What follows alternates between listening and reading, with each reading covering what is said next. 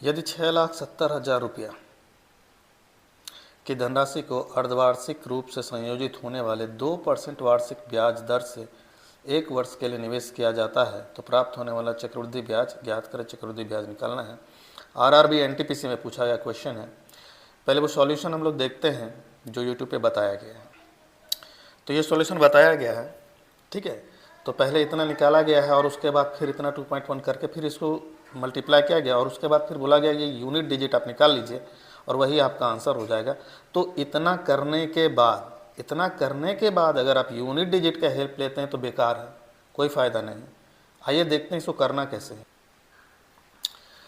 यहाँ पर आपको ये राशि दे दिया गया मूलधन और बोला गया है अर्धवार्षिक रूप से संयोजित होता है, ठीक है। बोला गया है आपको कि अर्धवार्षिक संयोजित होता है। तो रेट आपको 2% दिया गया है, अर्धवार्षिक रूप से संयोजित होता है तो इसका मतलब रेट मेरा 1% हो गया। रेट मेरा कितना हो गया? 1%। और टाइम 1 वर्ष है तो इसका मतलब टाइम मेरा 2 हो गया, 6 महीना पे बांटते हैं, ठीक है। मान लिया 2 साल हो गया, ठीक है।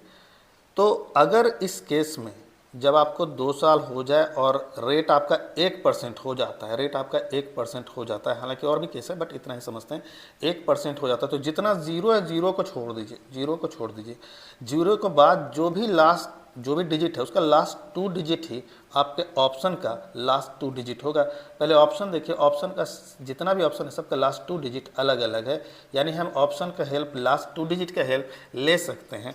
फिर से केस समझिए, अगर 1% आ जाता है, अगर 1% आ जाता है, टाइम 2 साल है, अगर 1% आ जाता है तो जो भी ऑप्शन है उसका लास्ट 2 डिजिट वही होगा जो आपका मूलधन का लास्ट 2 डिजिट होगा। जीरो छोड़ देना है, या कि जीरो लग सकता है, नहीं भी लग सकता है। जीरो के अलावा जो भी डिजिट 1 से 9 तक में जो भी डिजिट आता है, 6 7 है, या अगर ये 167 ही होता तो भी हम इसका सिर्फ लास्ट 2 डिजिट लेते हैं।